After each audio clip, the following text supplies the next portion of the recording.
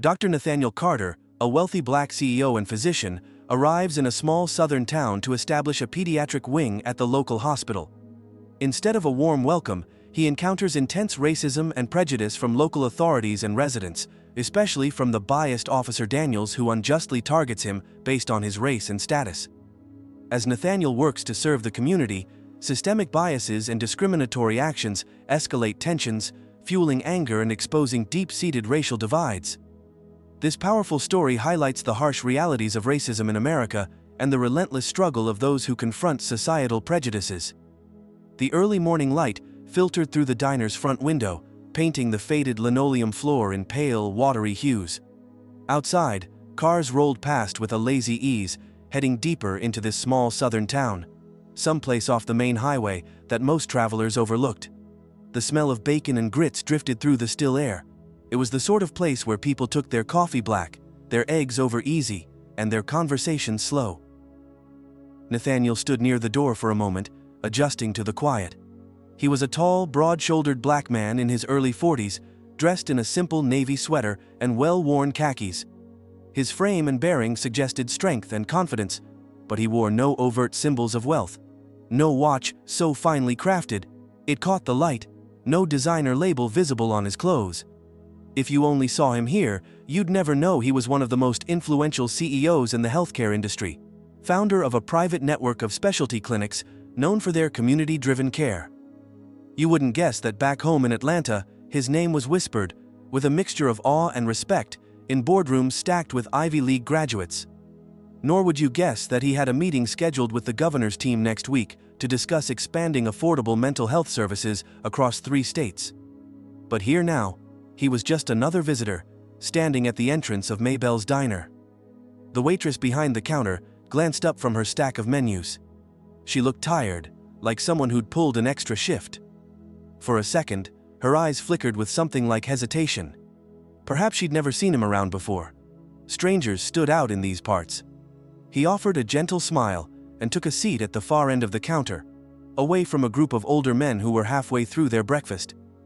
He sat with a quiet ease, shoulders relaxed, as if he had all the time in the world. "Morning," the waitress said at last, tucking a strand of sandy brown hair behind her ear. Her accent carried the local twang that made the words sound warmer. "What can I get for you?" "Just coffee, please, Black," Nathaniel replied. His voice held a mellow, grounded calm. If there was any intimidation in his presence, it was purely in how self-assured he seemed, not in how he acted. He didn't throw around his title, never led with, "I'm Dr. Nathaniel Carter," though the title would have been correct. He was a medical doctor as well as a CEO. He'd come a long way from the cramped apartment in West Philly, where he'd grown up. A long way since he spent afternoons balancing textbooks on his lap, while the downstairs neighbors argued over the TV volume. It had been a tricky path, winding through an elite medical school, then through hospital politics, and finally, into the corporate healthcare sector. He'd built his empire with a quiet determination. Yet Nathaniel never donned the arrogance that came easily to many who found themselves at the top. He stayed grounded, remembering his mother's voice, reminding him that success without service meant nothing. He kept that lesson close, like a treasured heirloom. As the waitress poured the coffee, he gazed around. The diner was small, with wood-paneled walls that spoke of decades of nicotine stains and shifting culinary fads. A few framed photographs, old black and white snapshots of the town's early days, hung near the booths. The clientele, mostly locals, kept their conversations low and steady. A radio, turned down low, crackled with a country tune that reminded him of dusty roads and well-worn boots. He was here because his company, Avalon Health Initiative, had partnered with a local foundation to establish a new pediatric wing at the county hospital. The ribbon cutting was in a few days, and he'd arrived early to meet with community leaders. The town had experienced tension recently. He'd read about it in reports passed along by his PR team. Nothing front-page national news, but a known undercurrent. Black families complaining that local officials favored their longtime white residents when it came to hospital resources. Unconscious bias, some said. Old-fashioned prejudice. Others insisted Nathaniel wanted to see the place for himself, not just from the tinted windows of a chauffeured car he'd flown in on a private jet. Yes, Wealth had its privileges, and then borrowed a modest sedan to drive here, blending in as best he could. As he took a sip of the coffee, bitter, hot, honest, he overheard snatches of conversation from the men down the counter. They wore work jackets and ball caps, their hands thick and calloused. "Reckon the hospital's gonna change much?" asked one, a man with salt and pepper stubble. "Who knows?" said another, stirring sugar into his mug. "They say new wings funded by some fancy outfit. Probably all politics anyway." Nathaniel said nothing, but he listened, curious. He'd heard it before, skepticism about big projects, about outsiders meddling in local affairs. Part of him understood it. He knew that sweeping philanthropic efforts could feel distant, especially if folks never got to see the face behind the funding. But he wanted to be that face. Humble, present, human. He wanted to show them that his concern for this town's children wasn't a token gesture. The waitress brought him a small glass of water. No words this time, just a nod. He noticed how her eyes darted to his face, then away. Perhaps she was curious about this solitary black man who'd come in so early and so quietly. In some places, people were used to seeing professionals, wealthy individuals of color, cities like Atlanta or Chicago. But in a small southern town with a population that hovered around a few thousand, he might as well have been a Martian. Preconceived notions hovered beneath the surface. He felt them sometimes, the subtle shifts in body language, the averted gaze, the guarded politeness. Nothing overt. Nothing anyone would call him a liar for naming, but he was no stranger to these social currents, the quiet hum of prejudice that thrummed beneath daily life. He took another sip. The coffee warmed his throat, centering him. He'd learned long ago not to let these small moments sour him. He'd faced worse, being passed over for promotions in residency, asked repeatedly for ID at corporate events, or challenged when trying to enter his own penthouse apartment by a new doorman who assumed he didn't belong. The best response he'd found was patience and steady composure. Let them doubt. Let them wonder. Eventually, action spoke louder than any preconceived notion. He set the mug down and pulled his phone from his pocket. No gaudy phone case, just a sleek, simple device. He skimmed emails from his assistant back in Atlanta, a reminder of his meeting with Dr. Kim at the children's clinic, an inquiry about next month's conference in Washington, and a note from his legal team about finalizing land permits for a new research center. His life brimmed with complexity, decisions that affected thousands of employees and countless patients. Yet here, he was just a man drinking coffee, blending into the hush of morning. A bell jingled as the diner door opened again. This time, a woman stepped in, balancing a cardboard tray of baked goods wrapped in plastic. She must have been the supplier or perhaps a local baker who sold pastries to the diner. Immediately, she and the waitress exchanged easy banter. "Mornin', Lucy," said the waitress, before leaning in close and whispering something that made them both glance subtly at Nathaniel. He caught it in the corner of his eye, but pretended not to notice. He concentrated instead on a laminated menu propped against the napkin dispenser, feigning interest in the daily specials. Blueberry pancakes, country ham, biscuits, and gravy. His stomach rumbled softly. After a moment, the baker, Lucy, approached the counter. She wore jeans, a flannel shirt, and an apron dusted with flour, her hands red from early morning work. She looked at Nathaniel, and for a second, he thought she might say something. Instead, she turned to the waitress and chatted casually, making sure he heard every word. "Doris, you got a friend in town?" Lucy asked, as though he wasn't sitting right there. Doris, the waitress, shrugged, giving Nathaniel the briefest of glances. "Don't know, he just came in a few minutes ago." Nathaniel could sense their curiosity. He decided to break the ice. Turning slightly, he caught Lucy's eye. "Smells good in here," he said, his tone gentle. "I'm guessing you're the reason, judging by the flour on that apron." Lucy blinked, maybe not expecting him to address her so directly. "Oh," she said, "I bring muffins and bread most mornings." He smiled. "I might have to try one. Any recommendations?" She softened a touch. "The cranberry orange muffins are a favorite. They'll wake you up faster than that coffee will." "Then I'll have one, please," he said, slipping a few bills from his wallet. The action was smooth, no brandishing of wealth. In fact, the wallet was old and well-worn, a gift from his mother decades ago. Inside it, He kept a photograph of them together, smiling at his medical school graduation. Lucy took the bills and handed them to Doris, who rang him up without a word. The muffin arrived, still warm, and Nathaniel bit into it, enjoying the tangy sweetness. For a brief moment, no one spoke. He kept his posture relaxed, neither intruding nor withdrawing. He wondered how the morning would unfold. After this, he planned to swing by the local courthouse to review some documentation related to the new pediatric wing's licensing. Perhaps talk to the clerk or the county commissioner's representative, if he could find them. This community didn't know he was coming early. He liked it that way. Too often, when people expected him, they wore masks of politeness, stiff smiles, carefully chosen words. He wanted authenticity, to see how people really felt about these changes. In the quiet, he overheard a snippet from a small booth by the window. "Yeah, I heard the new wing's gonna be run by some hotshot doctor. Big name in the city, he's supposed to come down here for the opening. Guess they think we need charity." "Charity's all well and good," the other voice responded, "but I hope they know who we are first." Nathaniel's chest tightened a little, not with anger, but with understanding. He knew that philanthropic work could be perceived as condescending if not handled with care. He'd always believed in partnership, not pity. This new pediatric wing wouldn't be just some token gift. It would integrate with the local healthcare system, staffed by local professionals. He'd insisted on that. He wanted the people here to have a sense of ownership, not to feel patronized. He caught Lucy looking at him again, perhaps noticing the contemplative furrow in his brow. He decided to introduce himself, at least partly.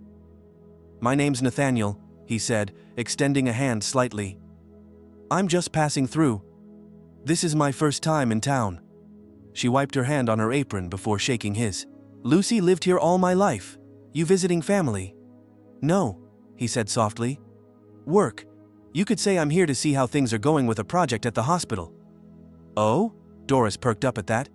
"You a doctor?" "Used to practice full-time," he answered truthfully, careful not to reveal too much. "Now I'm more involved in administrative and organizational work, healthcare management, that sort of thing." Lucy and Doris exchanged glances. Healthcare management? That phrase could mean anything. An insurance rep, a sales consultant, someone from the state's oversight committee, not necessarily good or bad, just unknown. He saw the subtle shift. Now their curiosity mingled with a hint of caution. "Hospital's been buzzing about that new children's wing," Lucy ventured, eyes narrowing slightly. "Some fancy investment from out of town. Don't know much about it myself, just what folks say." Nathaniel nodded, taking another quiet sip of his coffee. He could sense the tension beneath the surface, a readiness for disappointment. They wanted to know if this newcomer was here to help or to meddle. "It's important that when new services come in, they really serve the community," he said, voice steady. He kept his gaze warm, refusing to rise to any perceived challenge. "Wouldn't you agree?" Lucy considered him, then gave a small nod. "Can't argue with that." Across the diner, chairs scraped as the group of older men settled their tab and got ready to leave. One of them, a wiry fellow with weathered skin, paused by the counter, looking Nathaniel over like he was trying to place him. "You said your name's Nathaniel?" the man asked. His tone wasn't hostile, but it wasn't friendly either, more like cautious curiosity. "That's right," Nathaniel said, meeting his gaze evenly. "Name's Carl. Well, good luck with your healthcare stuff." Carl left it at that, stepping outside where the sun had climbed a little higher, illuminating the dust motes in the air. Doris refilled Nathaniel's coffee, perhaps a peace offering or an attempt to learn more. "So, how long you in town?" she asked, trying to sound casual. "A few days," he replied. "I'll be around. Getting a feel for the place, might stop by again if this muffin's any indication of your baking standards." He winked lightly at Lucy, who smirked, folding her arms as if accepting the compliment reluctantly. That subtle exchange, her guarded smirk, his gentle humor, felt like a door cracked open.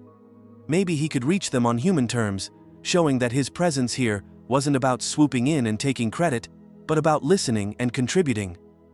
Outside, a pair of young kids bicycled past, laughing.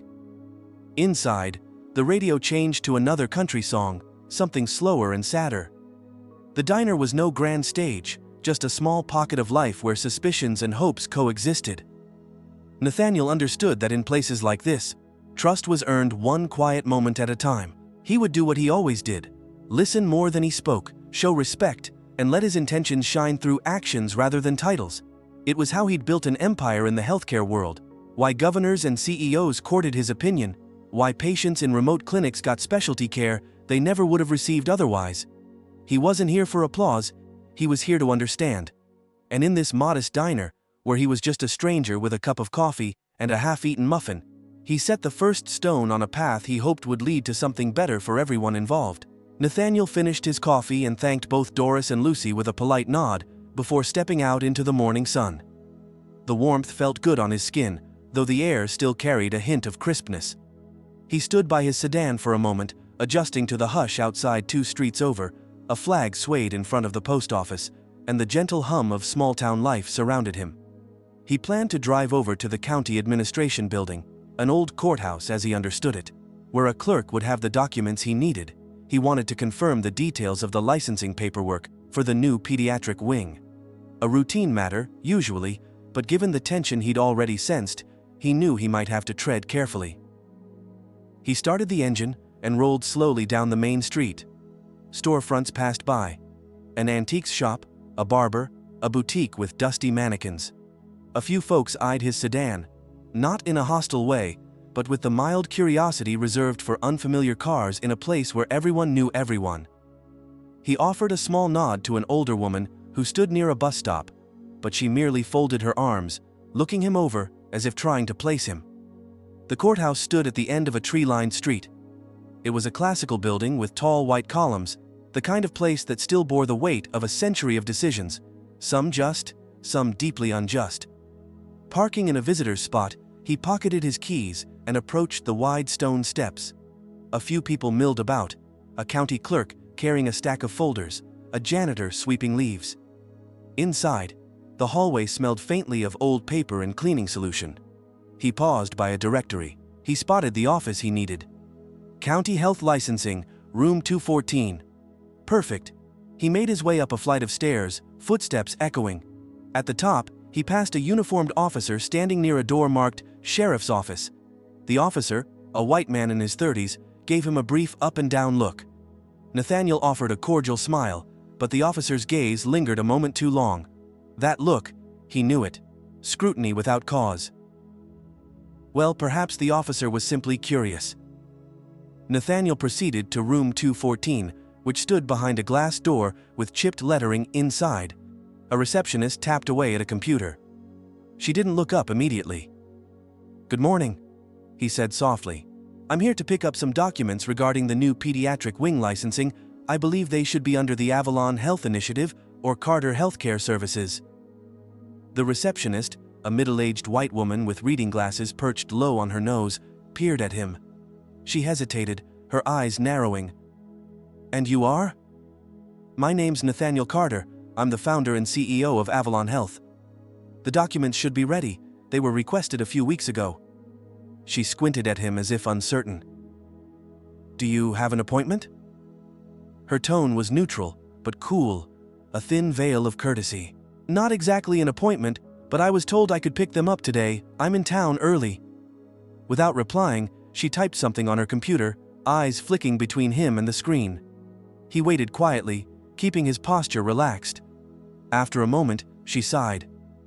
"I'm not seeing anything about a Mr. Carter coming by. Are you sure you have the right office?" "I'm quite sure," he said politely. "If you check under Avalon Health Initiative or the Carter Pediatric Wing, you should find a file. It's related to the licensing and inspection reports for the hospital expansion." She frowned, then stood up, shuffling off to a filing cabinet. As she searched, the door creaked open, and another county officer entered, his boots loud on the floor. He was taller, older, with graying temples. He cast a quick glance at Nathaniel before stepping toward the receptionist's desk. Instead of waiting, he leaned in, ignoring Nathaniel's presence. "Everything okay, Nancy?" he asked. She responded quietly. "He's asking for some documents, related to the new hospital wing, apparently." The officer turned to Nathaniel. "You from out of town?" Nathaniel managed a calm smile. "Yes, sir, here on business. related to the children's wing at the local hospital. The officer's gaze hardened slightly. He looked Nathaniel up and down, as if trying to figure out what part of the story didn't add up. Nathaniel noticed the subtle shift in the receptionist's body language, how she gripped the file drawer's handle a bit tighter. "Can I see some ID?" asked the officer, crossing his arms. His tone wasn't outright hostile, but it was firm and unyielding. It wasn't customary for a visitor in a public county office to produce ID unless there was a specific reason. Still, Nathaniel had nothing to hide. "Of course," he said, keeping his voice even. He retrieved his wallet and handed over his driver's license. The officer took it, studied it carefully, and looked at Nathaniel again. There was a subtle tension in the officer's jaw, as if the license itself offended him. "You said you're a CEO?" The officer's tone carried a note of disbelief, as if the mere idea of this tall black man holding such a position strained credulity. "Yes, Avalon Health Initiative. We're a private healthcare network. I started it about 10 years ago," Nathaniel explained. He kept the details concise, not wanting to appear defensive or boastful. He'd learned that too much explanation sometimes only fueled skepticism. The receptionist returned with a thin folder. "I found something under Avalon Health," she said slowly. "But, are you authorized to pick this up?" Nathaniel offered a gentle nod. "I'm the primary stakeholder and the one who requested these documents." He handed her a business card. The card was understated, no gold embossing, just crisp lettering on heavy stock paper. It bore his name, Dr. Nathaniel Carter, and his company's logo. She examined the card, but still looked uncertain. The officer leaned in to glance at it too, as if it might be counterfeit. "Dr. Carter," the receptionist said, her tone slightly skeptical. "I'm just not sure we release these without a note from the hospital board, or—" Nathaniel took a slow breath. He understood what was happening. They doubted him. Not just his purpose here, but his identity, his qualifications. He could feel the weight of their prejudice pressing in. His mind flicked through possible responses. Should he call his assistant, the hospital administrators? That would solve it quickly, but it would also mean capitulating to the notion that he had to prove himself more than anyone else would. "I'm certain we can clarify this easily," he said calmly. "If you'd like to speak with the hospital's director, I can call them right now. They know I'm here." The officer seemed to bristle. "Why not wait right here," he said, "while we verify your story?" "Of course." Nathaniel kept his tone level. He slipped his phone out, ready to make a call, but before he could, the officer reached out a hand, not grabbing him, but close enough to be unsettling. "Actually, sir," the officer said, "I'd prefer if you don't make any calls just yet." Nathaniel's heart tightened. This was unnecessary. He knew it, they knew it. But to them, he was suspicious. For what asking for documents he had every right to dressing. Simply. Being a black man, claiming to hold a position of influence and wealth. "I understand you're just doing your job," Nathaniel said, forcing a polite smile. "But I'm not sure why I can't call the director. That would clear this up." The officer shrugged, pretending nonchalance. "Protocol. We need to be careful. You understand?" Nathaniel nodded slowly, though inside, he felt a flare of anger. He thought of the countless times he'd been forced to jump through extra hoops to prove who he was, to show he belonged. He reminded himself, "Don't raise your voice. Don't get angry. They're looking for an excuse." Minutes passed as the officer stepped outside with Nathaniel's ID and card, presumably to verify them. The receptionist tapped her pen nervously, glancing at Nathaniel from the corner of her eye. Her cheeks were flushed. It felt demeaning, this suspicion without cause. Nathaniel tried to occupy his mind elsewhere. Thinking about the hospital wing, the children who would benefit. That was what mattered. Not these small-minded gatekeepers. He breathed in slowly, let the anger settle into a quiet resolve. After a few more tense moments, the door opened again, and another figure entered. A deputy, older than the first officer, his uniform starched, radio crackling softly. He fixed Nathaniel with a careful look. "Mr. Carter," the deputy said, after checking the ID. "We've contacted the hospital. They confirmed they're expecting someone from Avalon Health but we're still waiting to hear back directly from the board about document release. I'm sure you understand, we can't just hand over files without being sure." Nathaniel suppressed a sigh. "I appreciate your diligence. May I suggest we call Dr. Kim at the hospital's administration office? She was my point of contact." He offered Dr. Kim's direct number, which he had memorized. The deputy took the number and stepped away, phone pressed to his ear. The silence stretched. The receptionist avoided Nathaniel's gaze now, feigning interest in a memo on her desk. Every second felt like an indictment. How many more hurdles would they put up? When the deputy returned, he nodded curtly. "Dr. Kim confirms your involvement." He paused, his tone grudging, as if disappointed. "All right, Nancy, give him the file." Nathaniel watched the receptionist slide the folder onto the desk, still looking unconvinced. He stepped forward slowly, lifting it with care. "Thank you," he said. He made sure his voice carried no bitterness, just measured professionalism. "I understand you were being cautious. I appreciate you verifying things." The officer and the deputy shared a glance, something passing between them. They'd lost their excuse, at least. But Nathaniel knew this wasn't over. This was just one scene in a long play he'd performed too many times. He left the office, documents in hand. As he reached the hallway, he heard their voices drop to murmurs behind him. He didn't need to guess what they said. The sound of the courthouse's front doors squeaking open felt like a release of pressure. Outside, the day had grown warmer, and the sunlight painted the lawn in bright strokes. He descended the steps, heading back toward his sedan. To anyone watching, he was just a man leaving an errand. But inside, he carried the weight of that encounter, the subtle and not so subtle ways he'd been doubted. He could have confronted them, could have demanded better treatment, but he knew how quickly righteous indignation could be twisted into a stereotype. The angry black man trope lurking in the wings. No, he had stayed calm. He had to.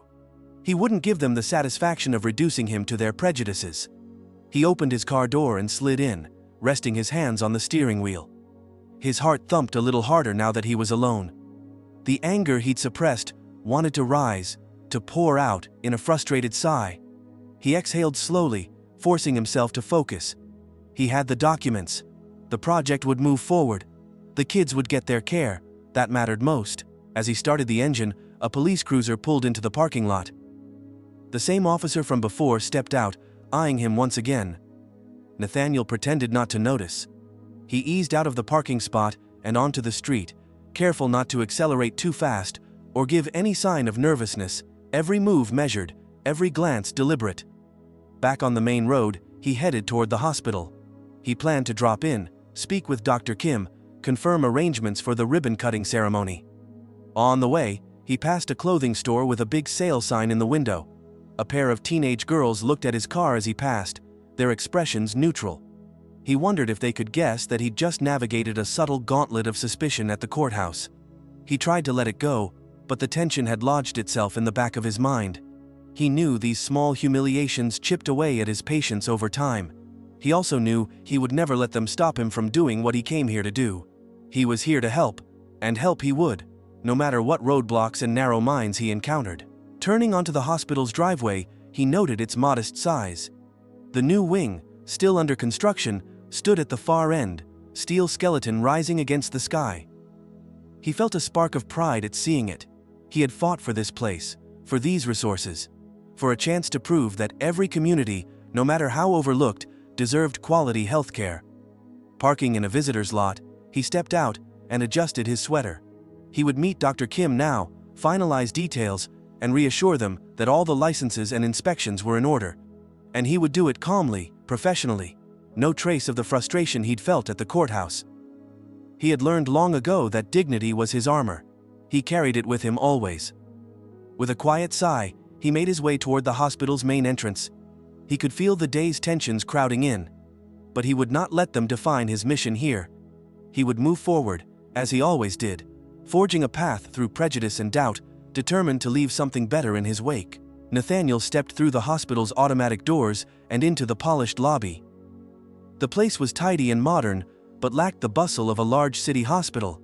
Instead, it hummed with a subdued energy, nurses chatting quietly at the station, a patient's family flipping through old magazines in the waiting area.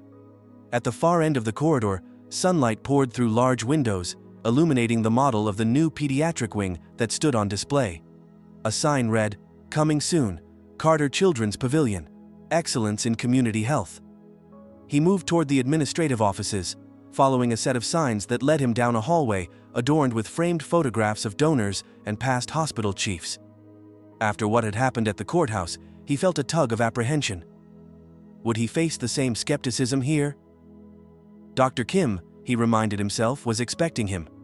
The hospital leadership knew about Avalon Health's involvement. They had wanted this expansion, hadn't they? Yet, he couldn't ignore the lingering tension that clung to the town. If biases ran deep enough to cause trouble at a public office, what would prevent them from surfacing here? At the administrative suite, he found Dr. Michelle Kim pacing in front of a desk piled high with paperwork. Dr. Kim was a petite Asian American woman in her 50s, her short, graying hair pinned neatly behind her ears. She wore a crisp blazer and a look of mild irritation that melted into relief when she spotted Nathaniel. "Dr. Carter," she said, extending a hand, "I'm glad you made it." Her tone was warm, but he caught a note of anxiety in her posture. "We've had some confusion this morning. I got a call from the county office. Something about verifying your documents?" He nodded, keeping his voice calm. "Yes, a bit of confusion indeed. Everything's sorted now. I have the licensing paperwork." He held up the folder. "I wanted to confirm all the details with you directly." Dr. Kim exhaled. Relief, or maybe frustration, he couldn't tell. "Perfect, let's head down to the conference room. The hospital board is meeting informally, and it'll save time if you can address everyone at once." "Of course," he agreed, following her down a short corridor. His footsteps echoed in the hush, and a knot tightened in his gut. An informal meeting of the board, he'd anticipated a quiet discussion, not a room full of decision-makers. Then again, maybe this was good. He could set the record straight and reassure everyone. They entered a modest conference room, where 5 people sat around a rectangular table. The windows overlooked the construction site of the new wing. He recognized one board member, Mrs. Alvarez, who had visited Avalon's flagship clinic in Atlanta. The others were new faces: Dr. Jensen, a middle-aged white man in a rumpled suit; Ms. Pierce, a stern-looking hospital administrator; Mr. Rivers, a balding accountant type with thick glasses; and at the head, a man named Mitchell, introduced as the hospital's interim CEO. Mitchell stood to greet him, a hint of uncertainty in his eyes. He was a tall black man, maybe in his late 40s, with a salt-and-pepper beard. Nathaniel sensed a glimmer of solidarity there, someone who might understand the undercurrents he'd been facing. Mitchell's handshake was firm. "We've heard a lot about you, Dr. Carter. Glad you're here." Nathaniel nodded, offering a faint smile. "I'm grateful for the chance to speak with all of you." Ms. Pierce folded her arms, her body language guarded. "We've encountered some complications," she said vaguely, looking at the others. "Rumors that certain conditions of the licensing might not be in compliance. There's talk in town," she paused, pressing her lips together, "that the new wing might not go as smoothly as planned." Nathaniel raised an eyebrow. "That's surprising. We've followed every regulation. The documents I obtained today confirm full compliance." Dr. Jensen cleared his throat. "We understand your organization is generous, but some locals have voiced concerns about outside influence. They worry about strings attached, changes in hospital policy that might not favor long-time residents." Nathaniel's jaw tightened. He knew these concerns were likely fueled by prejudice and fear of change, fear of a powerful black man's involvement. Still, he maintained his calm. "Our goal is to expand pediatric care for everyone. We focus on underserved areas, ensuring equal treatment regardless of background. There are no hidden strings. Our record in other communities is clear." Before he could elaborate, the door swung open. Officer Daniel stepped inside, followed by the deputy from before. The atmosphere shifted immediately. Nathaniel's pulse quickened. Why were they here? "Pardon the interruption," Officer Daniel said, voice heavy with authority. "We need a word with Dr. Carter." The board members glanced at each other, puzzled. Mitchell frowned. "What's going on, officer?" Daniels ignored Mitchell's question and fixed his gaze on Nathaniel. "We've received a report," he said slowly. that there may have been some irregularities in the acquisition of certain documents at the county office. We need to ask Dr. Carter a few questions. Nathaniel's heart sank. Irregularities. This was a thinly veiled attempt to cast suspicion on him again. I cooperated fully at the county office, he said, voice steady. They verified my identity and my purpose. What's the issue now? The deputy cleared his throat. We heard that you insisted on accessing files not typically released without higher-level approval. We need to be sure nothing improper took place. Mitchell stepped forward, arms raised slightly, as if to quell tension. Officers, Dr. Carter is our partner here. Whatever documents he collected were requested by this hospital for the pediatric wing's licensing. I'm sure we can clarify this. Ms. Pierce's eyes darted between Nathaniel and the officers, her expression uneasy. Dr. Kim looked stricken, as if this sudden intrusion confirmed her worst fears about local pushback. Officer Daniels stiffened. We're going to need Dr. Carter to come down to the station to clear this up, just a routine check. His tone dripped with condescension. Nathaniel breathed in slowly. He could refuse, insist that everything was proper. But what good would that do if they were determined to paint him as suspicious? He could see the disappointment in Dr. Kim's eyes, and Mitchell's shoulders tensing. They were allies, but powerless in the face of uniformed authority. This is unnecessary, Nathaniel said carefully, keeping his composure. I have all the appropriate documentation and contacts. You've already verified my credentials once. Let's call the hospital's legal counsel. No need, Daniels cut him off. Just a few questions at the station. Unless you're refusing? The threat hung in the air. If he refused, they'd probably arrest him on some trumped-up charge. This was the confrontation he'd been dreading. Anger stirred within him, but he clamped it down. Losing his temper would give them exactly what they wanted. Mitchell stepped closer, voice calm, but firm. Officer, I think we all want what's best for this community. Dr. Carter's involvement is well documented. We can solve this right here without dragging him downtown. Daniels shot Mitchell a look that said, "Stay out of it." This doesn't concern you, sir. Nathaniel caught the shift in the room. The hospital board members, who had moments ago voiced doubts and concerns, now looked uneasy, as if they realized things were going too far. Mrs. Alvarez, who seemed the most sympathetic, spoke quietly. Dr. Carter has been nothing but transparent with us. Is this really necessary? The officer ignored her. The deputy stepped forward, placing a hand on his radio. Sir, please come with us. Nathaniel slowly placed the folder of documents on the conference table, making sure everyone saw the legitimacy, the careful effort he'd taken. His voice resonated with quiet strength. I'll cooperate, but I must stress, this is harassment. I've done nothing illegal. He could see Ms. Pierce's jaw clench. Dr. Jensen shifted uncomfortably.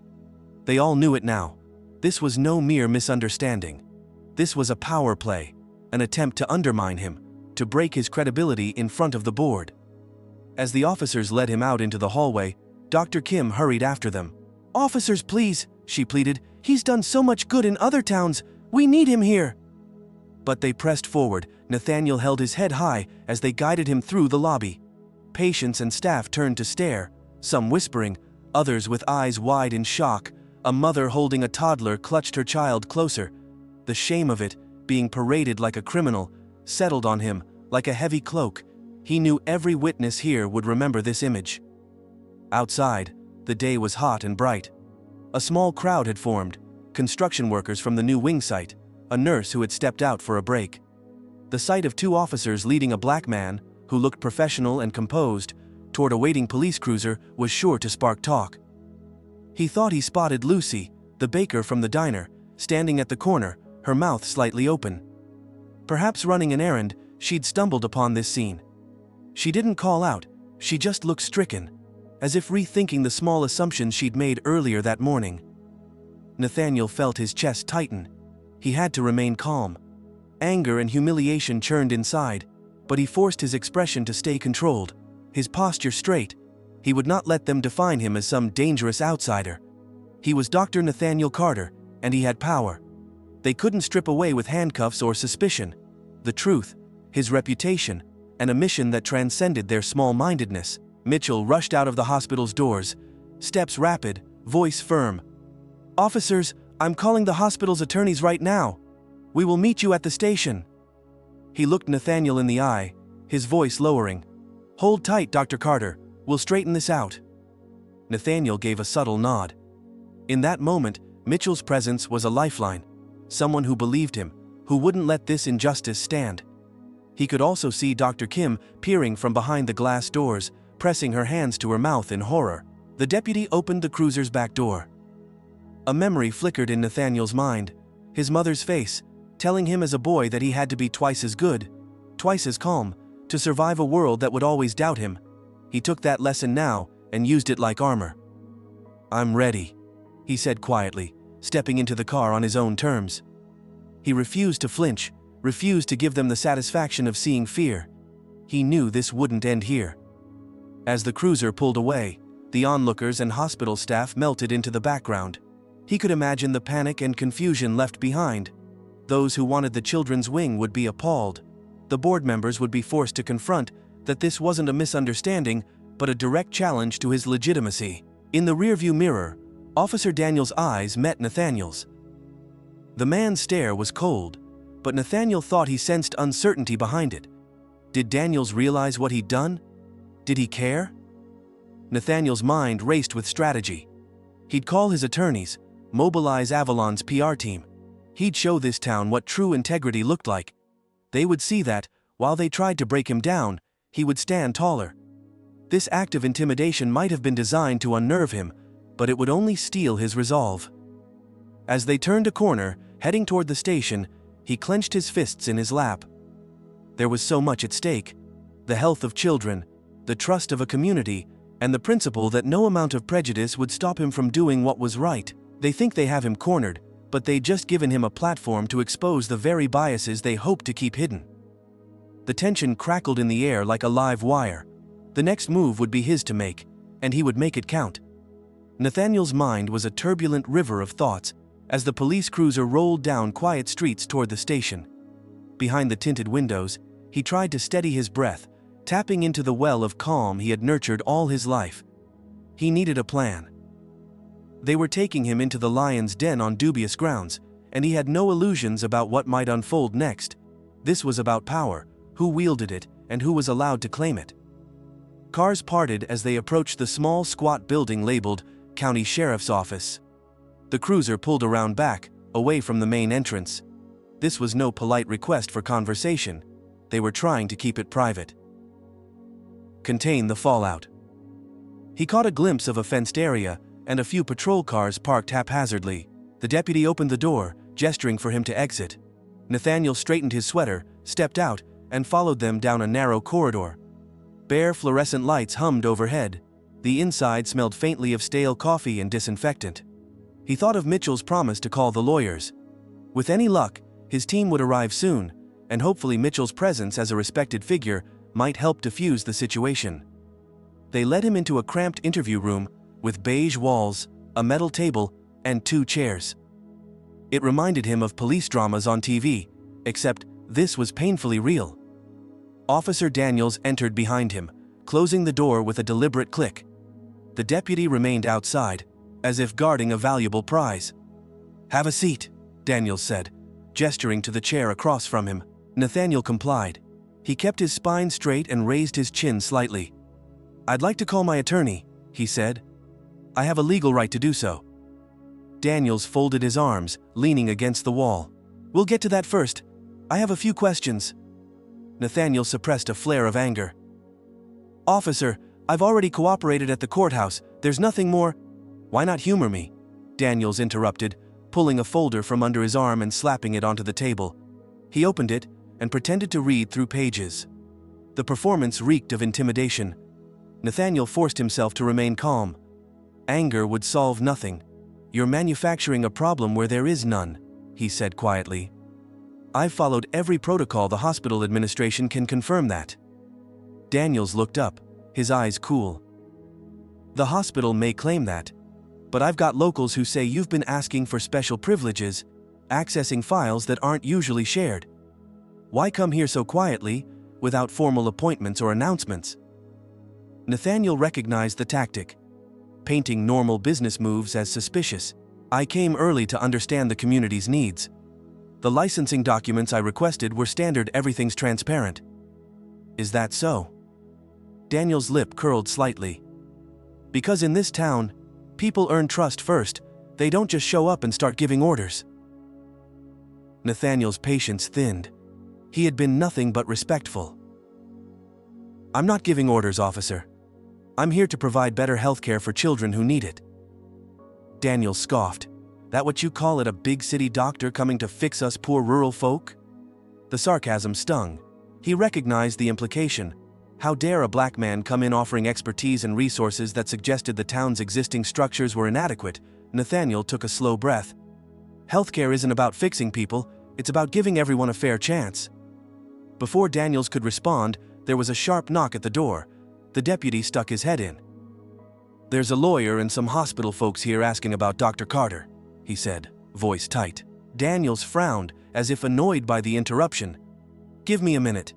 He waved off the deputy and turned his attention back to Nathaniel. Now's your chance. Anything you want to say before this circus gets bigger? Nathaniel met his stare, unflinching. Yes, I am who I say I am. My records, credentials, and intentions are beyond reproach. The only reason I'm here in this room is because of your unfounded suspicion. If you continue down this path, it will reflect poorly not just on you, but on this town's leadership. Daniel's nostrils flared. Is that a threat? No, Nathaniel said calmly. It's the truth. Footsteps approached, and before Daniels could retort, the deputy opened the door again, this time stepping aside to admit two people, a well-dressed black woman with a briefcase, clearly Nathaniel's attorney, Miss Hall, and Mitchell, face drawn and eyes blazing with concern. Officer Daniels, Miss Hall began crisply, I'm counsel for Dr. Carter. We are terminating this interview immediately. Unless you have a formal charge, we're leaving. Mitchell crossed his arms, nodding in agreement. We've notified the hospital board and the press. This is unacceptable. Daniel's eyes flicked between them. The mention of the press seemed to catch him off guard. He had hoped to keep this quiet, resolve it without scrutiny. Nathaniel watched the officer's jaw tense. Good. Let him see that they were not alone. You calling the media down on us? Daniel said, voice low. Mitchell's expression hardened. I called who I needed to. This isn't just about Dr. Carter. It's about what's right. The community deserves to know. Nathaniel felt a surge of gratitude. He wasn't alone. For every Daniels in the world, there were people like Mitchell who refused to let injustice stand unchallenged. Unless you have something more than baseless suspicion, Miss Hall continued, we're leaving now. Daniels looked like a cornered predator. Fine, he spat. Go, but don't expect a warm welcome if you stay in this town. He slammed the folder shut. I'll be keeping an eye on you, he added, pointing at Nathaniel, as if that alone could cow him. Nathaniel stood, meeting Daniel's glare with quiet dignity. I'd expect nothing less, he said. With that, he followed Miss Hall and Mitchell into the hallway. The station's corridors were no friendlier now, but the presence of allies made all the difference. Ms. Hall's heels clicked decisively on the tile floor. Mitchell walked close by, his voice lowered so only Nathaniel could hear. They're mad because they can't pin anything on you. I got word that Dr. Kim is rallying the hospital board. Mrs. Alvarez is speaking to local journalists. The town's about to see what's really going on. Nathaniel nodded, absorbing the information. Good. The more eyes on this, the harder it is for them to twist the narrative. They stepped out into the parking lot, where the late afternoon sun glared down. A small group had gathered. Dr. Kim and Mrs. Alvarez stood together, flanked by a couple of reporters holding microphones. Lucy, the baker, hovered near the back, wringing her hands nervously. A few construction workers from the Pediatric wing site were there too, and even Doris from the diner, looking unsure but present. Word traveled fast in a small town. The moment Nathaniel emerged, Dr. Kim rushed forward. Are you all right? She asked, eyes full of worry. I am, Nathaniel reassured her. He looked at the reporters who hovered near them. I'm ready to answer questions, he said. But first, let's be clear. What happened today was an act of intimidation without cause. One of the reporters, a young black man with a local channel logo on his mic, stepped closer. Dr. Carter, can you explain why the police detained you?" Nathaniel looked straight into the camera's lens. "They doubted my right to access documents related to the children's wing expansion, documents I had every legal right to obtain. This isn't about legality, it's about preconceived notions and mistrust." Mrs. Alvarez touched his arm gently. "We know who you are, Dr. Carter. We've seen your work in other communities. I'm so sorry this happened here." He gave her a small, grateful smile. "Thank you. But I don't need sympathy. I need us to face the truth. This hospital wing will serve everyone. It's not charity, it's an investment in the health of this community's children, regardless of background, race, or income." A second reporter chimed in. "Are you suggesting there's systemic bias at play?" Nathaniel's voice lowered, grave and steady. "I don't need to suggest it. Today's events speak for themselves.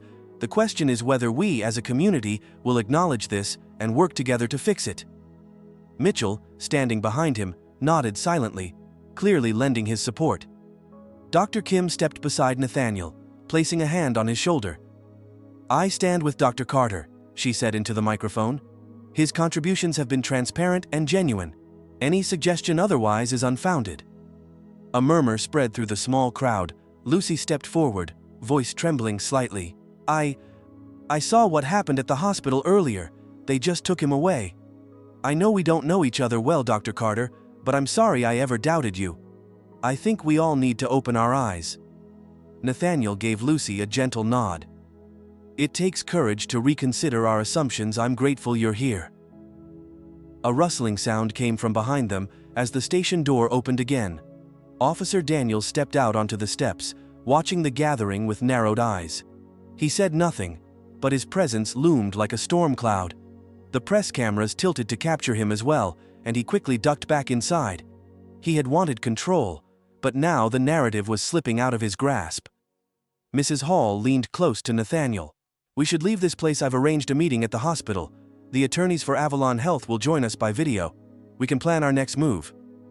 Nathaniel agreed, and as they moved toward his sedan, still parked at the hospital from earlier, Mitchell cleared his throat. "We'll make a public statement tonight. Let everyone know what's at stake."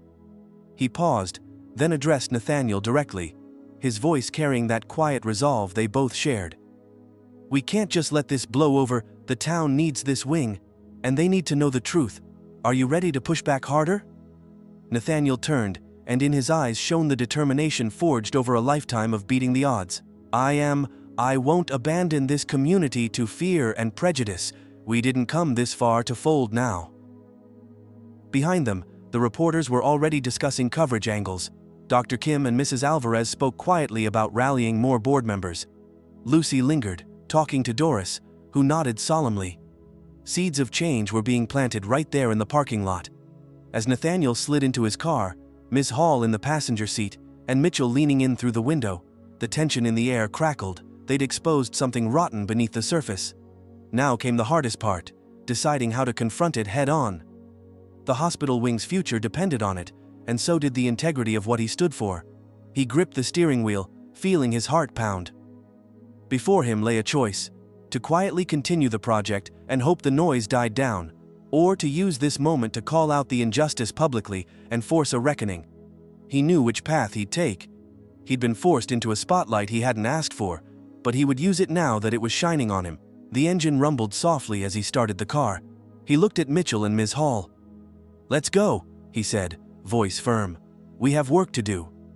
They drove off, leaving behind the police station and the crowd that remained, buzzing with conversations that could no longer be contained. With every passing block, the stakes rose higher. The next steps would determine not only the success of the children's wing, but the trajectory of the entire community's relationship with justice and equality. The sun hung low in the sky, casting long shadows across the quiet streets. Somewhere ahead, at the hospital, or perhaps in the town hall, a showdown loomed. Nathaniel could feel it in his bones.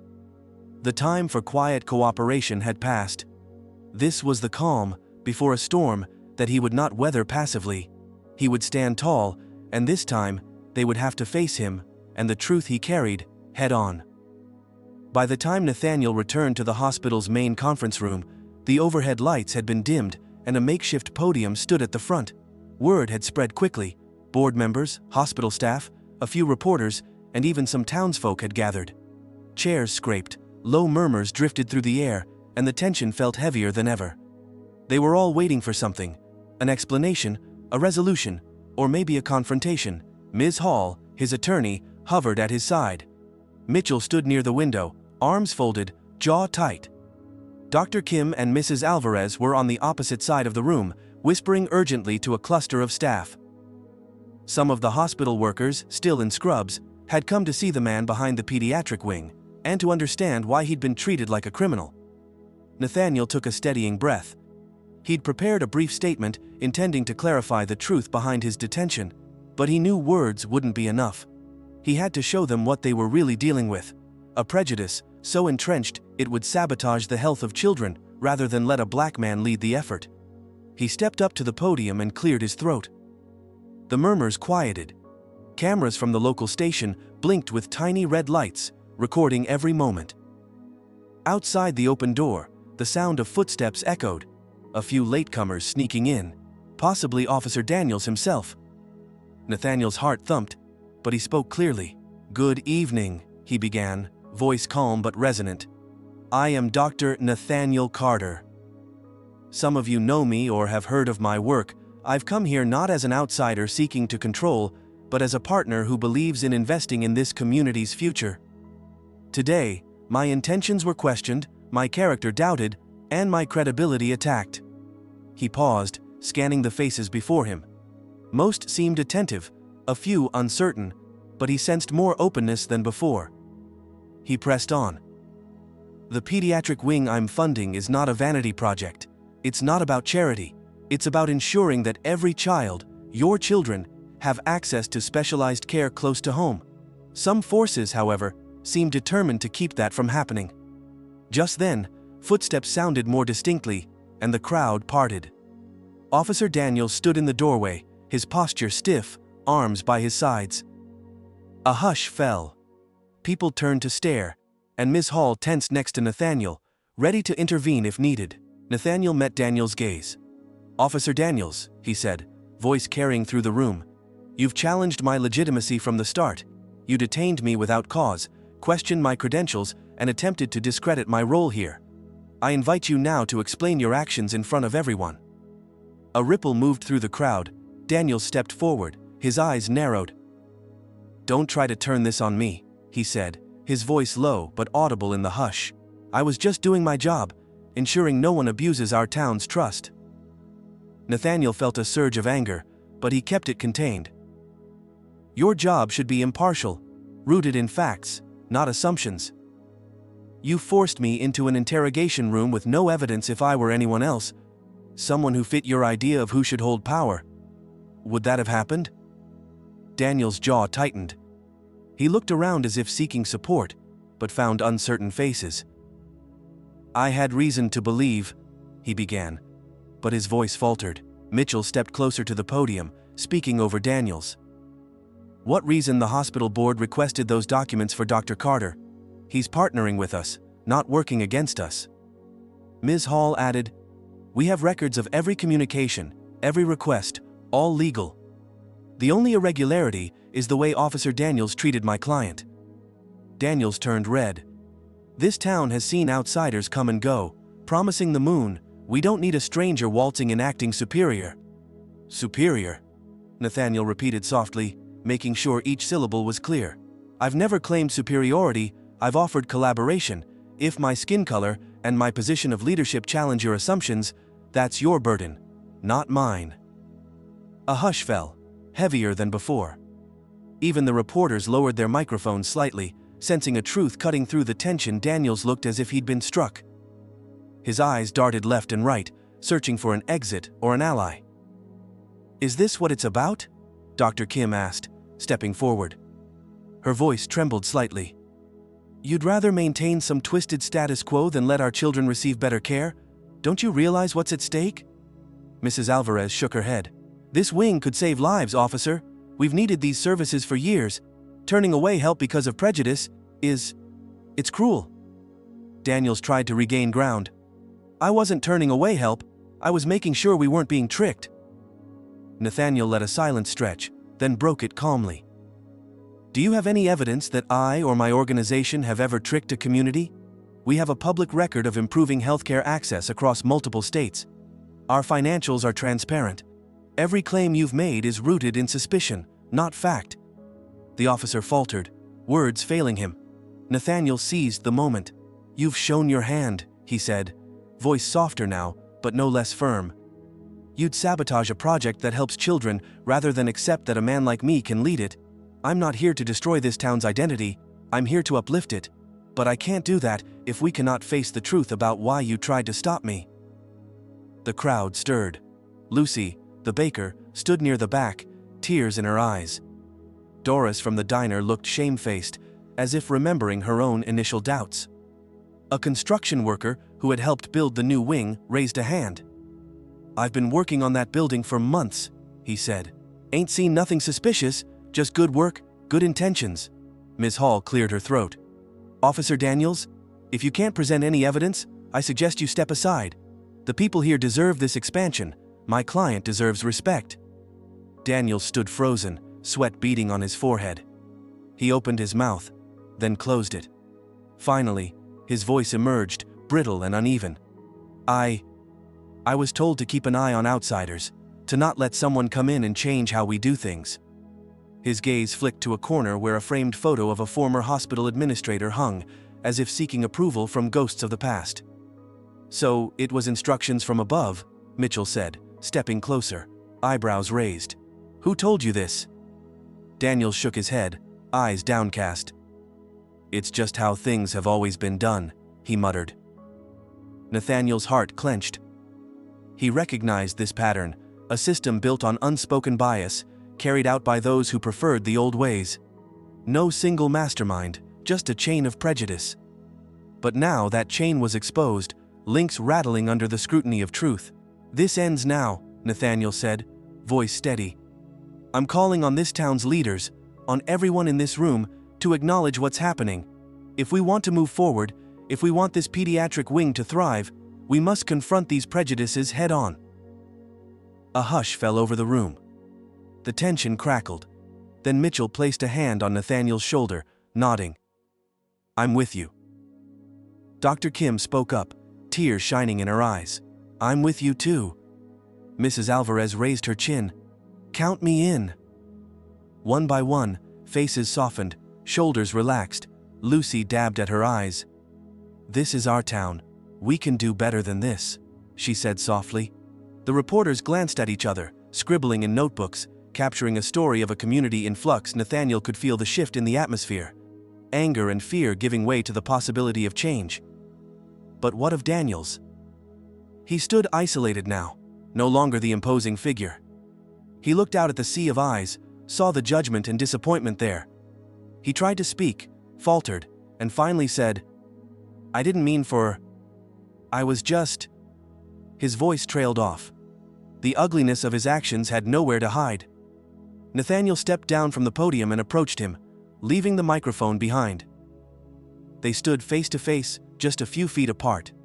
Daniels looked up, tension in his brow. No guns drawn, no handcuffs, just two men standing in a room full of witnesses. "I don't hate you, officer," Nathaniel said quietly, voice only for Daniels. "But I won't tolerate what you represent. This community deserves better, and you owe them accountability, you owe them honesty." Daniels swallowed hard. He said nothing, but his shoulders slumped, and he turned slightly away, as if unable to meet Nathaniel's eyes anymore. This was the climax. The moment Nathaniel had feared and anticipated. He hadn't won with force. He'd won with truth, with allies who refused to remain silent. Yet as he stood there, heart pounding, he realized something. Exposing prejudice was only the beginning. True change would require more than one confrontation. It would require ongoing vigilance and a commitment to building trust. The cameras continued to roll. The tension in the room eased, replaced by a solemn understanding of what they'd just witnessed. Nathaniel caught Ms. Hall's eye. She gave him a small nod of respect. Mitchell placed a supportive hand on his arm, and Dr. Kim offered a relieved, tearful smile. But a question lingered in the air, heavy and unresolved. Now that they knew the truth, what would they do with it? Would the town rally behind this new wing and the equity it represented, or would fear and old habits prevail? Nathaniel stepped back from Daniels, giving him space to choose his next move. No one spoke. The silence buzzed like electricity. Outside, the evening sky darkened, streetlights flickering on one by one. A change was in the wind, subtle but undeniable, and so they stood at the crossroads of understanding and action, the fate of the pediatric wing, and the town's moral identity hanging in the balance.